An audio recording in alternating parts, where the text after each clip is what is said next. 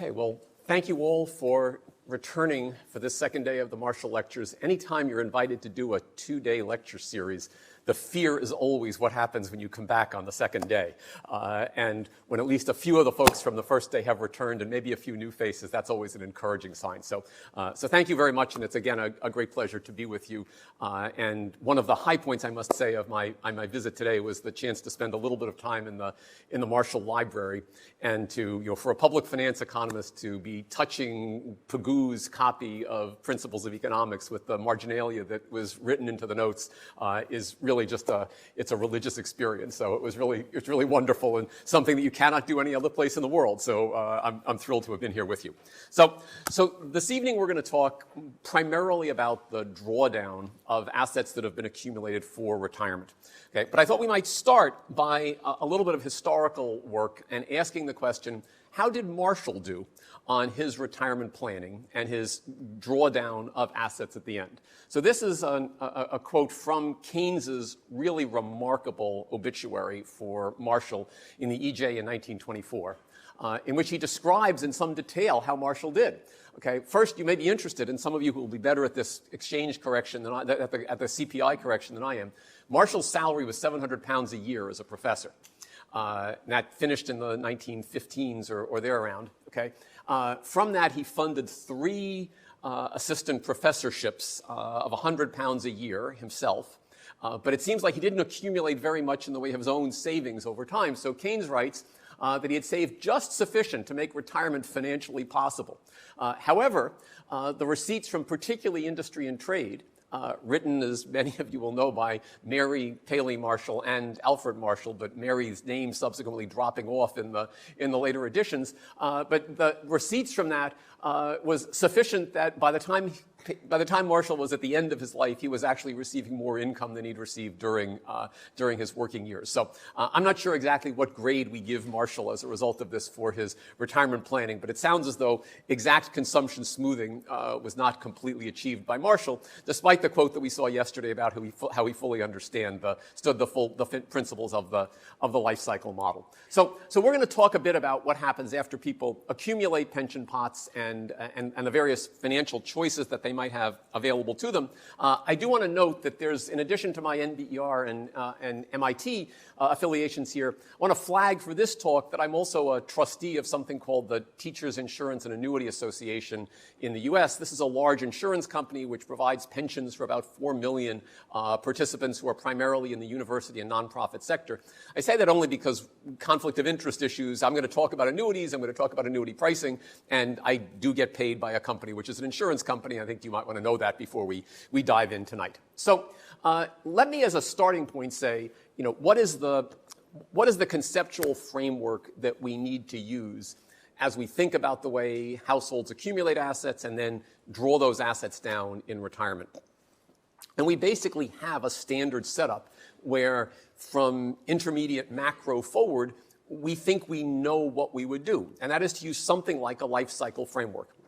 And it's important as we begin to think about that to just ask, well, how does that model do in practice? And particularly with Eric French sitting here in the front row, the empirical evidence on the life cycle model for the accumulation side, which is households start off with very little and they build assets over the course of their working careers, is at least pretty reasonably consistent with the basic structure.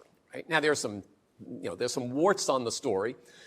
Namely, many households accumulate very little, and that doesn't seem consistent with the model. But by and large, for cohorts, you see them going from little assets to a bunch of assets as we follow them over the working part of their careers. And what's the model tell us is going to happen as we look at the drawdown part? Well, it says that we'll see assets peak, about the time of retirement, and we'll then see those assets running down as they get to retirement.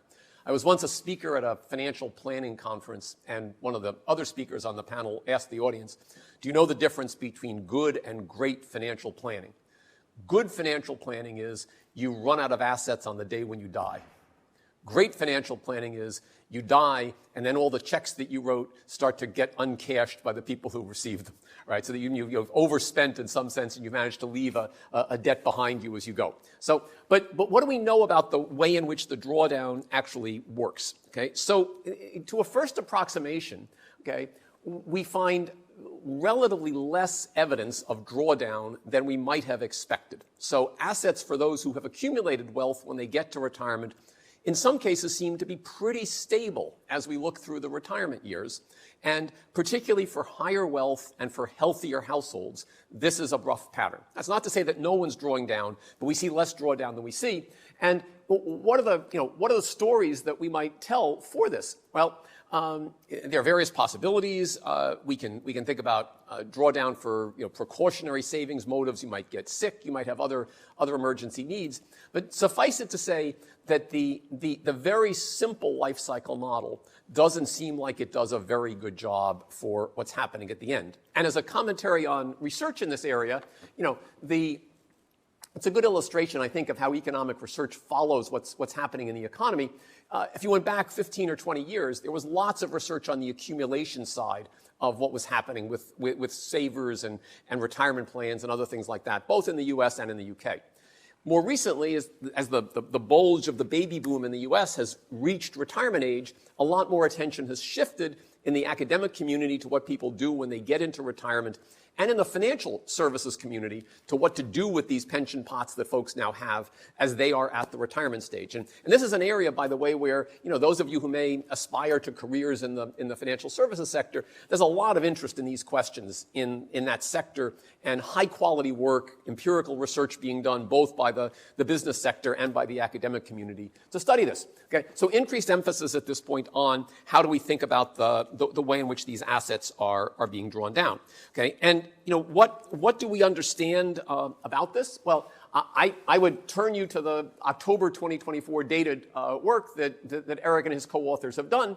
And it documents something with new and better data that we've been seeing in other kinds of data sets, which is that slow drawdown depends on circumstances, and in particular, the early years of retirement. So I'm thinking 65 to 74 often are not associated with particularly rapid drawdown, and you need to get better data at the latest ends of the ages in the life cycle to begin to see the point where the age wealth profile starts to have significant negative slope. The other thing that we have clearly discovered is that there are very important interactions here between family status circumstances. So if you have two relatively healthy spouses and they are just moving forward, those are the households that do not seem to exhibit a lot of drawdown. But when you see one spouse become ill and ultimately pass away, around those circumstances, you tend to see a drop in the household net worth. And similarly, when we see households fall into poor health, and especially chronic poor health, that's something that seems to be quite important. So, when we look at all of this and try to think this through, we understand that we need something more sophisticated. Now, let me just point out that there's one thing that you want to think about when you're looking at these data, and that is, what do the uninsured in the U.S., probably more so than the UK, and Eric, you can nod your head. UK medical expenses smaller at end of life, NHS more comprehensive. Okay. For the US, where we have a lot of the data that we've looked at for this, it is possible in the US to spend a lot of money late in your life on medical care because nursing home care, late life care is often not paid for, especially at better quality institutions, by government insurance programs.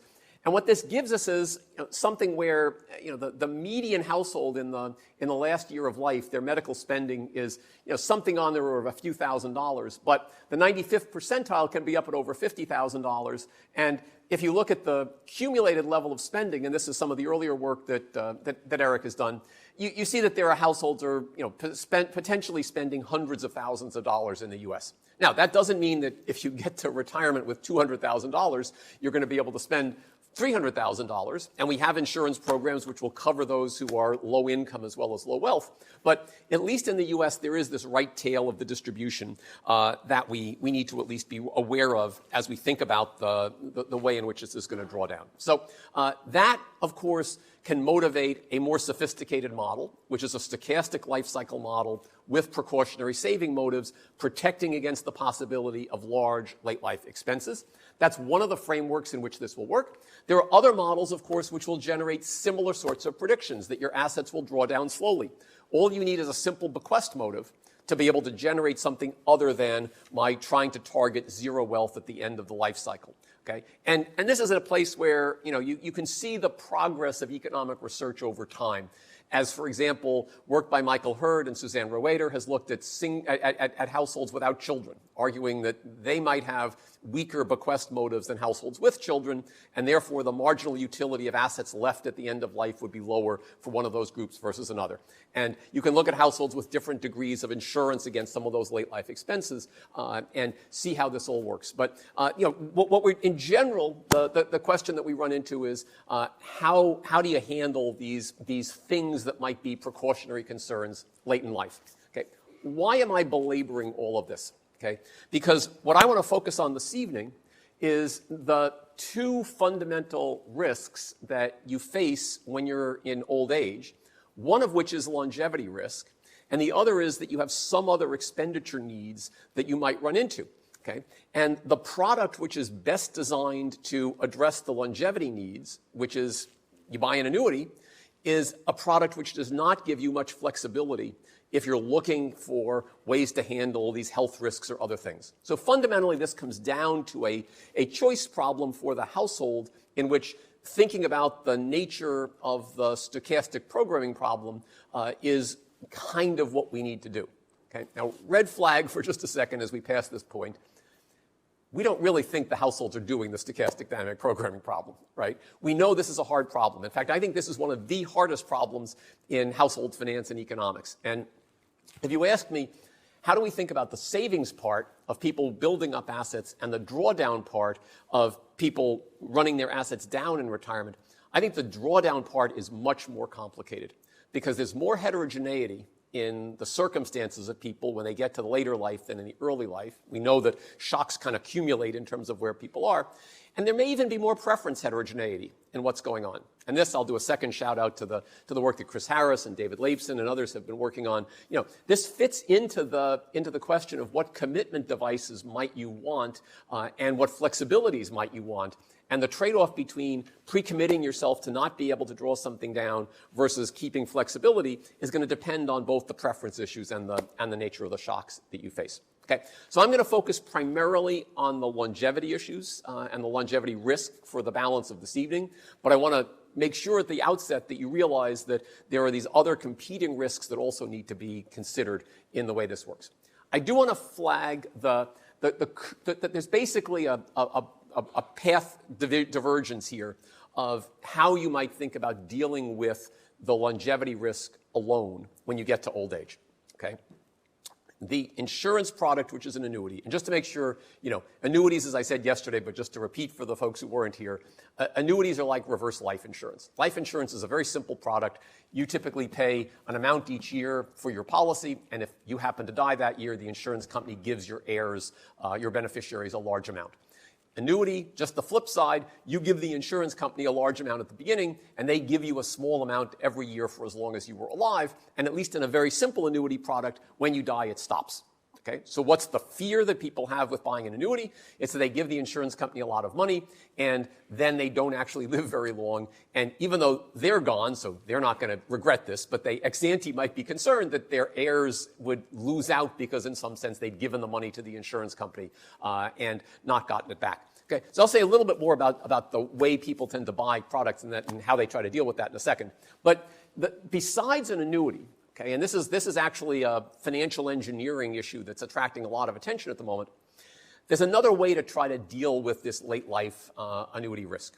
Instead of saying, I'm going to buy an insurance product to take the longevity risk away completely, imagine you consulted some of your financial engineers from the city and said, here's my problem. I don't know how long I'm going to live.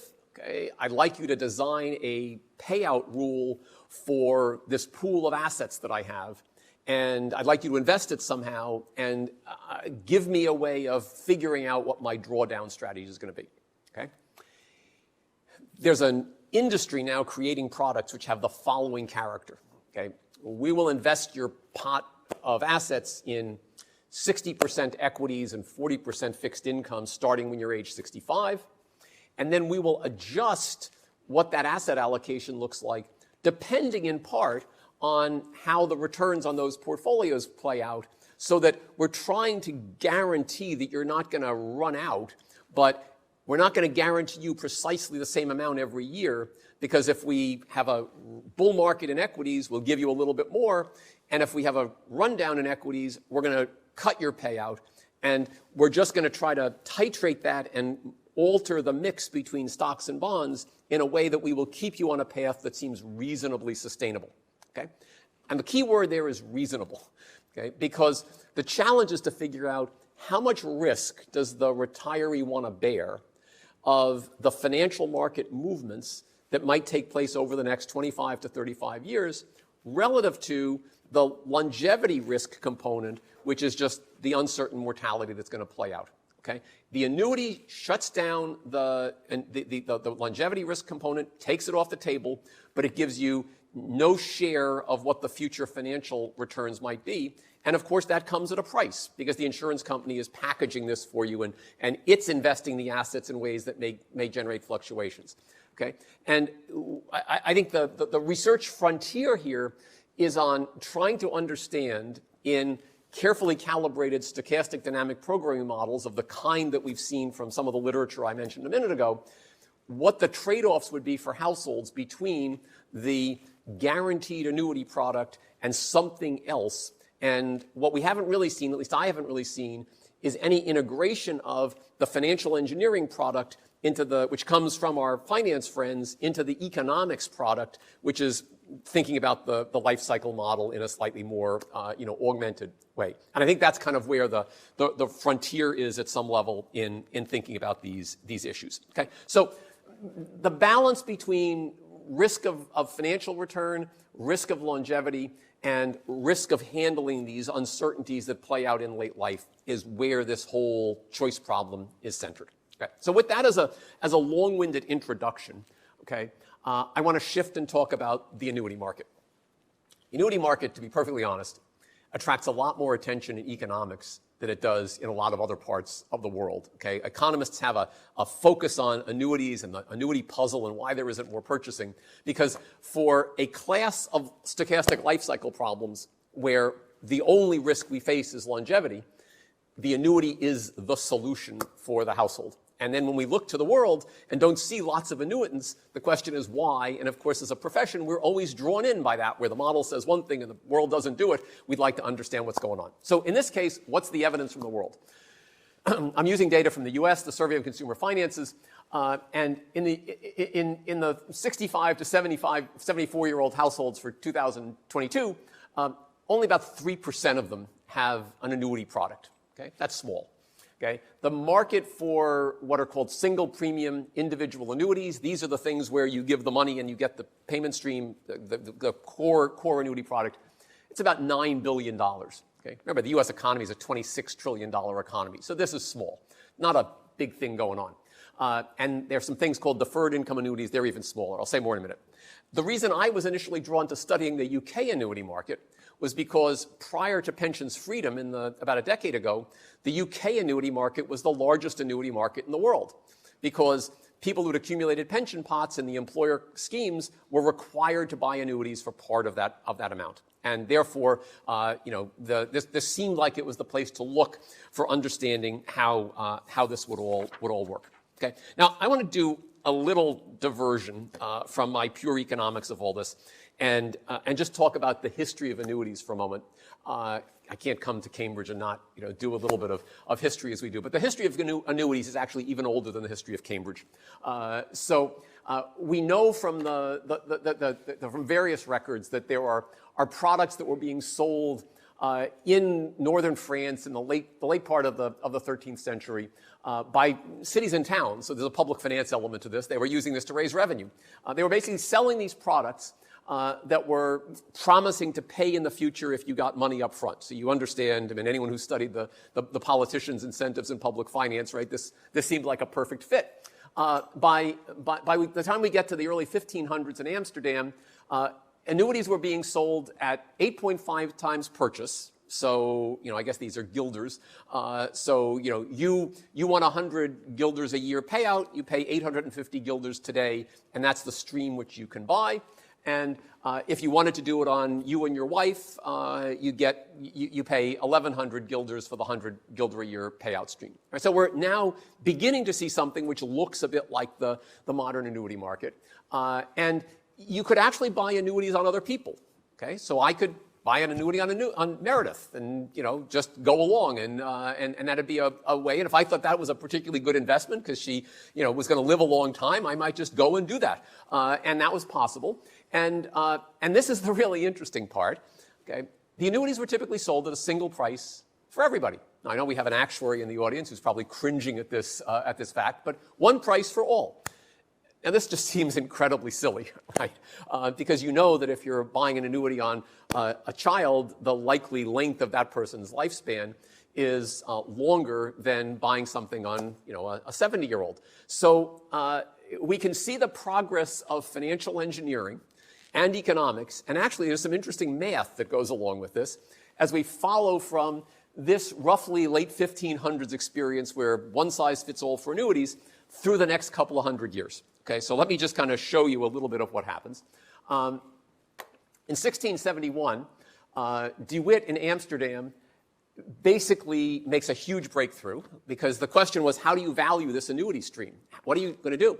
So he uses a piecewise linear function in which he breaks up the stream of future payments and then assigns essentially what would look like present discounted value calculations in our modern terms to do this. And that kind of provides the framework for you could actually figure out what the annuity value would be. And essentially what he's doing is he's fitting a curve, which is the probability that someone of a given age will live for certain numbers of years after that, and then he's using that to impute it back to the purchase price today.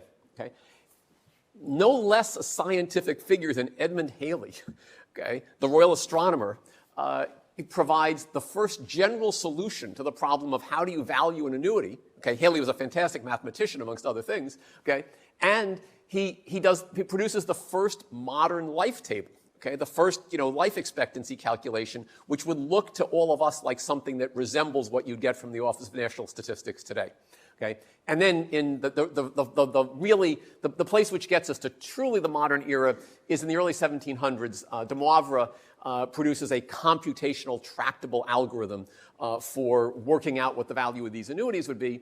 And this is a little bit like Black-Scholes giving you a formula for how do you figure out what an option is worth, because you no longer had to do this complicated thing which DeWitt had given you, but rather could now actually do this in a relatively simple form. So for those of you who I've drawn you into being curious about all this, what does the data look like? This is life expectancy for a 65-year-old man. The earliest example I can find of something like a life table goes back to the Romans in about about 230 AD. This was actually the solution to a public finance problem. Okay, someone was leaving something to their children, and the thing they were leaving was a promise to pay the children for a certain number for as long as they were alive. And Ulpianus was a Roman judge. He was tasked with trying to value what this was worth because the Romans had an inheritance tax, and they were trying to figure out what was this thing worth. Okay, so Ulpianus had the inspiration that they needed to figure out how long people tended to live, so collected data, and the estimate at that point was something on the order of 5 years for a 65-year-old. By the time Halley does a data project in the late 1600s using data from a German village which had very, very good data on births and deaths, life expectancy is close to 10 years. Not much happens over the next 170 years as there's data from Germany, the Karlsruhe table in the 1860s. And of course today, as I showed you yesterday, this number for a 65-year-old man is about 20 years. But what is interesting is that by the time we were into there's been progress and a lot of it, but life expectancy even at 65 was substantial, even if you were in 1600 or 1700, right? It was not that you had just a couple of years on average to live at that point. Okay, so when we look at this, okay, we can see that this is kind of the origins of modern demography, and this was an important problem in financial economics, trying to figure out how do you value these annuities. Okay. financial engineering and the use of derivative products, the roots of it can also be seen if we look back to the history of annuities. Okay, so just imagine for a minute. Say you were a financial investor or an intermediary, and you were thinking about investing in annuities as a product. Right? What would you do? Okay, well, if I just buy an annuity on one person's life, there's a lot of risk. That person might happen to get hit by a horse or something. But if I can produce a diversified portfolio, okay, that might be more attractive. So how do you do it?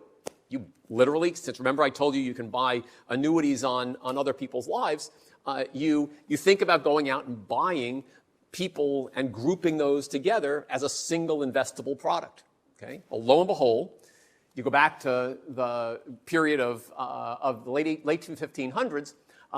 There were groups in Amsterdam that were pooling together groups of annuitants and then selling investors shares of the stream of annuity payments that were going to be made. Right? Think about collateralized mortgage obligations and other things which have been challenges to the modern financial system. This is just the 1600s version of what we're doing. We're grouping together annuities. Okay, and at this point, although the words adverse selection and moral hazard did not enter the dialogue at this point, you can see both of these things operating. Okay, adverse selection first. Okay, if you're the investor who's in charge of pooling these annuities, who are you going to invest in? Okay, you don't want to buy annuities on 70-year-olds. You want to buy annuities on young people. Okay, now, anyone want to tell me, do you want to buy it on newborns? You might say, go right to the origin. No. All right, Chris, shaking his head. Why not the newborns? Yeah, so infant mortality is pretty high. Okay, so what you find is, Geneva was the home of a lot of this speculation. The Genevans were basically pooling together. First, they figured out it was women, not men. So they bought annuities on young girls, and they bought annuities on young girls who were about 5 years old. So you got past the really risky age in sort of infancy and young childhood. And ideally, they wanted them to be rural women who had some exposure to cowpox and other things like that before they bought annuities on them. So this is the adverse selection playing out, right? The Genevans had figured out that what you basically wanted to do, if it was one size fits all pricing of an annuity, any life got the same price. You went and got 5-year-old girls and a group of them, you pooled them together in a derivative product and you sold shares. And that was exactly what was going on by the time we get into the 16 and 1700s. Okay?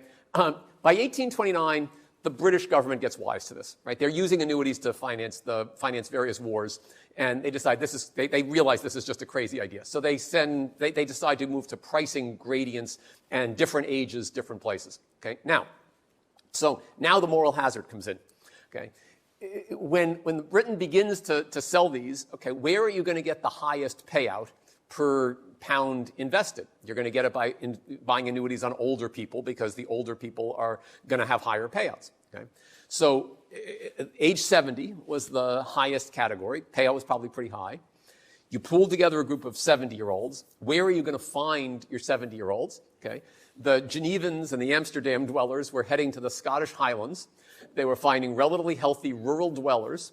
And as they pooled their annuities together and their derivative securities, they then contracted with local residents to provide firewood and food to their annuitants during the winter to make sure that they stayed very healthy and stayed alive. Okay? So, this is the full story of moral hazard and adverse selection as we understand it in the modern era, but it's playing out in the market for annuities as we study what was happening, more than 200 years ago. And I just think that, the fact that we can see this kind of an ongoing evolution of the way in which these markets have played a key role in financial history, at least this is part of what enticed me to think about this and study it in the modern era as well. All right, well, that's my history lesson. Now we're going to come to what do things look like today. UK annuity market, October 2024. These are data from sharingpensions.co.uk, which is a very good website for learning about this.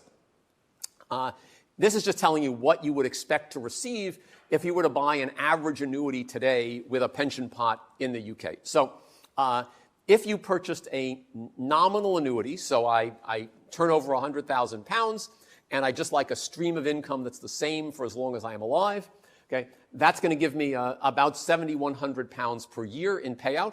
Notice that there is no gender in my table. because these are all unisex annuities, and you're no longer allowed in the UK to distinguish annuities for men and for women. In the US, you still can, and I'll show you the differences there in a second. Okay? I could also decide that I'd like an annuity which had a stream of payments which was, say, increasing.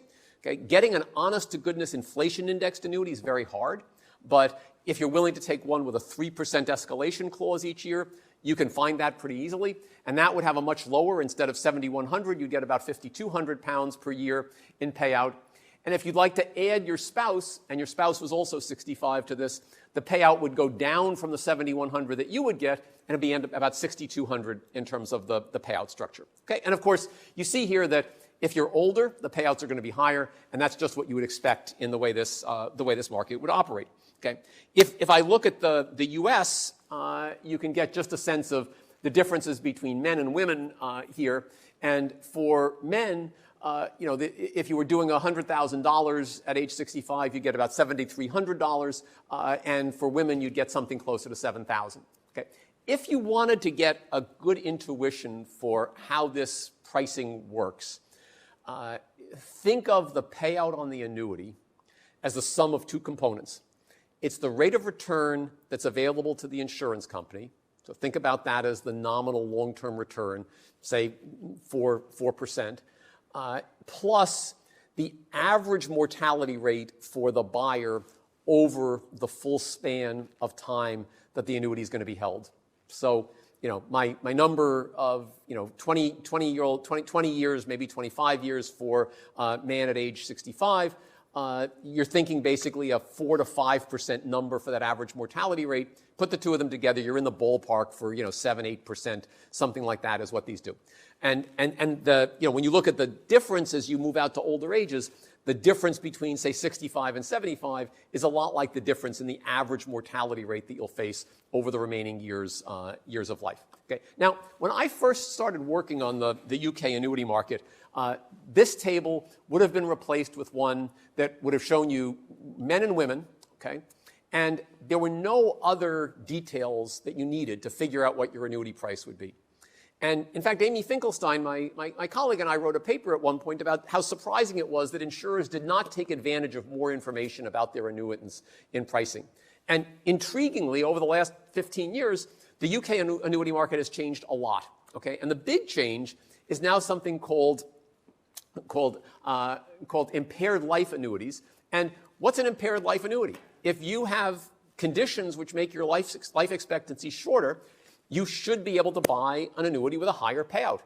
And that's now available in the marketplace, right? I mean, I always said that if I were buying an annuity, what I'd love to find is a pool. I'd like to be able to buy an annuity with a pool of coal miners, right, or smokers, right? Because I wanted to be in a group where the average life expectancy was low, because that way the payouts were going to be high. And there was little old me stuck into the group. Well, if you can document that you're part of one of these groups which has higher expected mortality, you can now earn a higher payout on the annuity you buy. And today, and this is a big shout out to John Yoo, who and I were talking about this earlier. John Yoo and I, about 40% of the annuities that are written in the UK today are these impaired life annuities, and not sort of the plain vanilla annuity. And this just gives you some idea of what the insurance companies think the differentials are as you move from one sort of risk factor to another. The biggest of this group is actually the smoker annuity, I think, and you're seeing that you get a premium of about 37% if you sign up for that. The other change, which I don't show on this, is that there are now variations by postcode in what the pricing will be, and that reflects the fact that there are significant disparities across places in mortality rates, and those are now reflected in the pricing. And I do not know, but I'd love to know in Q&A if anyone happens to know the answer to this. Right? Documenting that you have high blood pressure is something that I kind of know how you do. Right? The insurance company writes to my doctor. The doctor basically testifies that yes, Jim's blood pressure is 150 over 90, and off I go to the impaired annuity column. Okay, I can move from one location to another, And I might move to a lower income neighborhood and a lower income postcode in an attempt to get a higher annuity payout. And there must be monitoring around some of that to try to document that that's not what's going on. But open question exactly how the companies are checking on that to make sure of all this. So, okay. Well, this has hopefully given you a little bit of an overview of how this market works. I want to step back for a second and say, put on your economic theory hat for a minute. It's me, so it's not a very big hat. It's just a small cap. But what does economic theory tell us happens in a market like this? Okay? The critical factor that we want to highlight in the annuity market is that individuals have some information about their potential mortality, which may be difficult for the insurance company to observe. Right? If I share no information about my medical records with the insurance company, they don't know whether I am hale and hearty or whether I'm in pretty crummy shape. And what they do know is that on average, when they offer a given product, that the people who buy that product and will think it looks attractive are more likely to be in the hale and hearty end of the distribution. So the risk types, and you have to stand on your head as you do this. The riskiest people for an insurance company when they're selling annuities are the healthiest people. Right? It's different than life insurance where the riskiest people are the people who are in poor health. The riskiest are the really healthy people. So the issue here is, how does the insurance company tell the difference between a really healthy person and a less healthy person? That's pretty hard to do unless you're really doing some pretty invasive things. So how, if I just threw this out as a micro theory question, what do we think about these sorts of markets? I think you would quickly land on something like Rothschild-Stiglitz as a way of trying to think about this. Rothschild-Stiglitz tells us about existence and efficiency properties of markets in which there's adverse selection and imperfect information. We know that markets may not exist. All right, I'm going to cross that one off because I just showed you the market does exist. But what might be characteristics of this market? Well, we might expect to see firms offering price and quantity contracts that would push the consumers who were buying them to particular indifference curves that would let them reveal more information about their type. Okay? We might think that the pricing would reflect adverse selection. Well, that actually we've moved toward, right? There's a bunch of that, and that's what the impaired annuities are doing. And we might expect that, that individuals would choose to purchase policies that would basically generate higher marginal value for them. So longer-lived individuals might A, buy more annuities, and B, might try to buy more annuities that had the feature of pushing the payouts out to an older age, right? Because they are more likely to take advantage of that and a lot more likely to be alive. So I think that's a rough, thumbnail sketch of what your basic theory apparatus would suggest, okay? And then the question is, well, how does the world compare with that? Okay? Well, we know that the markets are small in nearly all countries. In fact, there are very few, if any, restrictions on contract size. Okay, so that's, check an X next to the Rothschild-Stiglitz prediction there. Until recently, little information collected, and in fact, outside the UK, very little information collected. And it's very difficult to buy in most countries an inflation-indexed annuity. That may have more to do with the macro than with the micro of this. The macro being, it's hard for the insurance company to find a way to offload the risk of long-term inflation, and consequently, it's a bit of a challenge. Okay, so with that, all right. So that's kind of where we are. I'll add one sort of footnote, slide of a footnote here. That I think is an intriguing question, and for those of you who are more theoretically minded, I will just tee this up. When you restrict the contract space that insurers can use to design their annuity products, there's and think for example of going from gender-specific pricing to non-gendered pricing, unisex pricing. You might think that means that you've just said men and women are going to get the same annuity pricing. But you have to ask another question, which is, could the insurers design contracts which would induce self-selection into different pools that would effectively enable them to distinguish the men and the women, although not saying they were pricing differently? So just think about a world where you could offer the 3% graduated policy, which rises over time, and the flat policy, right? You know that women have an expected life expectancy a couple of years longer than the men. At the same price, the women would be more likely to think the policy that's graduated is more attractive. So now think about raising the relative prices, the relative payouts on the graduated versus the non-graduated in such a way that you're giving a bit of a reward to somebody who takes the graduated policy. If that reward doesn't have to be too large, you might discover that your graduated policy attracted mostly women, while your flat policy attracted mostly men. Okay? As soon as you knew that was happening, you could fiddle the pricing because the mortality rates would be different in the two products. Okay, so that's the mindset you have to get into here. In thinking about it, you have to think about a clever profit, think about yourself as a clever profit-maximizing insurance company. And once you're there, you'll begin to ask questions just like what I described. And I will tell you that figuring out how to do the applied contract theory problem of what happens as you start to use these contract features to do differentiation is complicated. Okay, and Amy Finkelstein and Casey Rothschild had a paper where primarily Casey did some of the heavy lifting of trying to figure out how you work through the equilibrium that emerges. But I think it's a very important problem for regulators to be aware of, which is that if you just say you can't use a particular piece of information, that doesn't mean you can't try to design contracts which will lead people to self-select into different places. So, point noted, and we will sort of move on. Okay, why does this question about adverse selection in the market matter?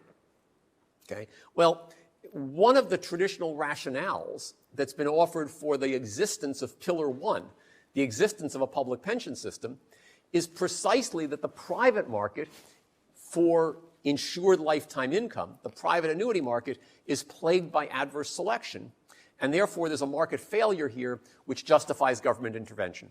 This is like, the second day of public economics class when we identify market failures and then say, what can the government do? Why does the government have a way of addressing market failure? Okay. It's because the government has one tool that the private sector does not have. It can compel everybody to be in the pool. So if I can say all of the households, all the individuals at age 65 are going to be signed up for the state pension plan, then I know that the mortality experience of my pool is going to be the population's mortality, right? And I can use that mortality table to work forward. And anything I do, if it's not that, when I'm offering a particular policy, will be plagued by the selection of who's in the pool, and then if I offer multiple policies, the selection of who will choose which products. Okay, and the capacity of the government to use that compulsion, it's not a tax instrument of the kind that we like to spend a lot of time on in public finance, but it turns out in some cases to be a very significant tool that you could use. Now, it's not always very successful, right? Think about the market for used cars. Okay, go back to Akerlofi and Lemons, right? Can you think of a tool can you think of a policy which would remove the adverse selection problem in the market for used cars? You basically force everybody to sell their car at the end of every year, right? You'd make a huge market for used cars. The average quality distribution in the used car market would be equal to the quality distribution in the population of cars. You probably wouldn't want to do that policy because it'd be very expensive in terms of transactions costs for people to sell their cars every year and get a new one, right? But in this market, the transactions costs may be lower, and therefore this warrants some thought. So what does this kind of theoretical framework task us with as economists to try to understand this? My colleague Peter Diamond argued that the absence of the real annuity market was basically a reason for bringing the public sector in and delivering something like Social Security or public pensions for this. Well, that requires asking the question, is there enough adverse selection in this marketplace to lead this to be a serious concern? Okay, so that's where I want to now spend the rest of the time talking about the extent of adverse selection and seeing if we can provide some evidence on how this is going to work. Great, you're right up back with me. So remember, the first prediction here is that in the private marketplace, we should see differences between the mortality experience of those who buy annuities and those who do not. Okay, so that's a relatively easy data task to look at. Okay, and this is a chart from the pre-pensions freedom era. Okay, and it shows you 3 different mortality rates at 4 ages. Right, the blue bar is the population mortality rate. So at age 65, and this is for men, age 65 man a little bit over 2%, population UK. Okay? By age 75, that number is almost 5%. Age 80, it's close to 8%. now look at the people who were in the pre-pensions freedom compulsory annuitization. These are folks who they are on average in higher socioeconomic status than the population at large because they are covered by employer-provided pension plans. They've accumulated a pension pot, and if you just remove the less employed, lower health status population and look at the folks who are employed at firms that do this offering, they are in a lot better shape on average. And what you find is mortality rates are lower for them. At age 65, about 1.6%. At age 80, close to 0.75% lower in terms of their mortality experience. Okay, there's one other group you can look at. Okay, these are our friends, the actuaries, kind of can put these different groups together. Those who bought individual annuities voluntarily, not forced to do it because their pension pot had to be annuitized. There, you find that at age 65, they don't look very different than the folks who were in the compulsories. By the time you get out to these later ages, the voluntary annuitants now have substantially lower mortality. So at age 80, those who signed up and voluntarily purchased an annuity have mortality rates that are close to 2% lower than the population at large.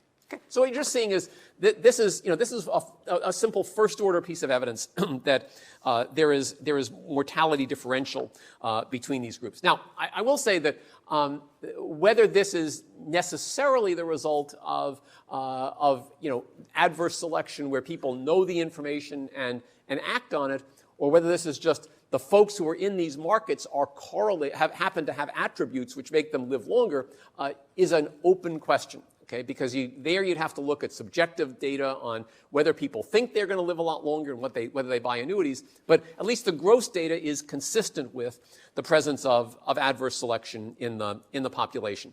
Okay, you might say, well, I don't want to just do that. Let me go deeper, more micro, and look at the choices people make about policies that they choose. Do they choose that? I just talked about the 3% escalator versus the flat. Any evidence of something there? So. About 20 years ago, Amy Finkelstein and I were working on a project.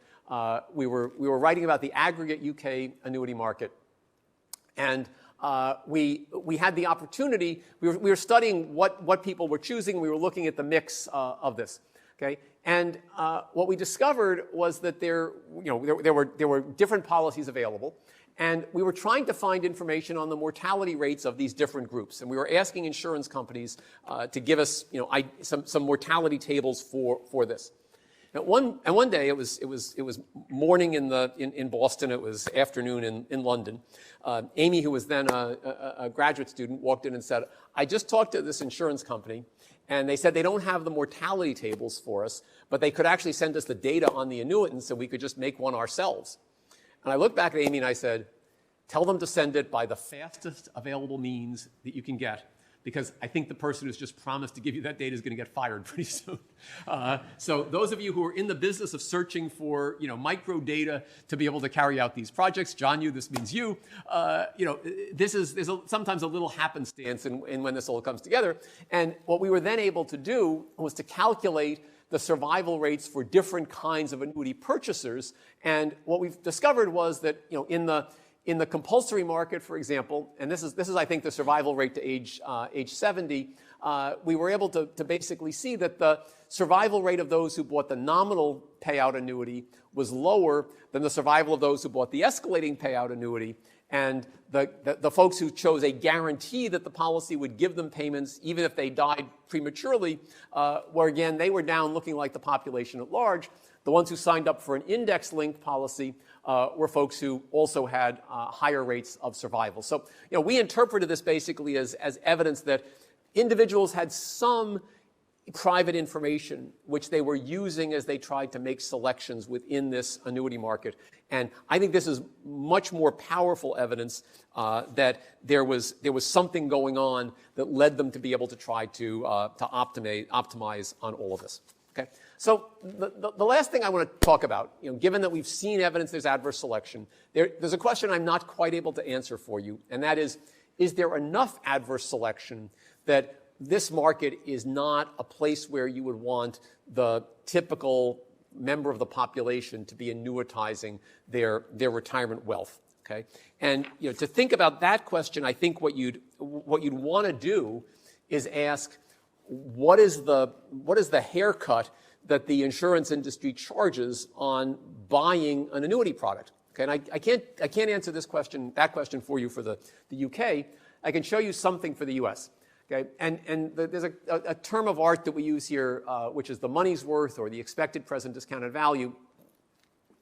It's just doing a sort of calculation that says if the annuity product you're purchasing is going to pay A pounds per year going forward, and S sub t is the probability that you survive till t periods going forward, and the relevant discount rate is little I, this is just telling you the expected present discounted value of what you're going to get. Okay? So normalize this by the purchase price of the annuity. And if I do this calculation for the US, and this is done for May of the current year, I want to call your attention to doing two different mortality tables. This is where all the action is. Okay? On the column labeled population mortality under men, I'm using the US population mortality table to value a policy that's available for a 65-year-old man. Okay, in a voluntary annuity market. In the one labeled annuitant mortality, I'm using the table that corresponds to US annuity buyers. And what you find, and to be perfectly honest, I've always been a little surprised that these numbers with the treasury yields are as high as they are. What you find is if you think that the right discount rate is the US treasury yield, the safe interest rate, the present discounted value looks very close to the premium for these things. Well, is that the right discount rate to use? It depends on how risky you think the stream of annuity payouts is. There's a production side argument that the insurance company is investing your money. It's not investing in treasuries. It's investing in something riskier. If you go to you go down the quality spectrum of fixed income products, say you look at a triple B graded corporate bond, you're down to about a 91 cent on the dollar payout on these things. So, even if you stay with that, it's giving you a metric for thinking, what is the individual giving up if they buy one of these annuities? Looks like they're giving up something like 10%, 9% of the value. Okay, so that, you'd have to do some more homework to figure out just how costly that is, but it gives you a starting point for answering the question, what is the cost of using the private annuity market to deliver retirement income if you want to solve the longevity risk problem that way? Okay? And hopefully this is useful in trying to think about where this goes. All right, so the last thing I want to talk about is the general lack of demand for annuities we see and how we try to understand what the consequences of that might be. And to do that, the UK actually provides a wonderful opportunity to see this as we look at this, and this is to just look back on what played out as the pension freedoms reform took place in the course of the last decade. Right? So before 2011, if you had a pension pot, you had to secure an income by age 75 by annuitizing basically 3/4 of whatever that pension pot looked like. And that was the compulsory annuity market that pulled me into thinking about this. Starting in 2011, there was a reform that said if you had enough income available, you were not going to need to annuitize, and that sort of opened the floodgates for individuals not annuitizing the full pots. And then pension freedom, which took effect in 2015, said that you could pull out the pension pot, and it basically had these neat phrases like uncrystallized funds, pension lump sums that you could withdraw. But for our purposes, essentially, knowing that you could cash out without going down the annuity route becomes important. Now, you could still pick an annuity, right? Nothing said you couldn't do that. But we're doing a little revealed preference experiment to see whether or not people were interested or not in having the annuity. So when you just look at what happens as we go through this, in 2014 there were about 350,000 annuities that were sold in the UK, about 12 billion pounds of annuitization, mean pension pot on the order of about 35,000 pounds. Think about that for just a second. Okay, 35,000 pounds. Payout numbers like what I showed you, 7%. Okay, this is generating something on the order of a couple of £1,000 a year for somebody. And I mean, this links back to yesterday's lecture and the size of the pension pots that are being built up.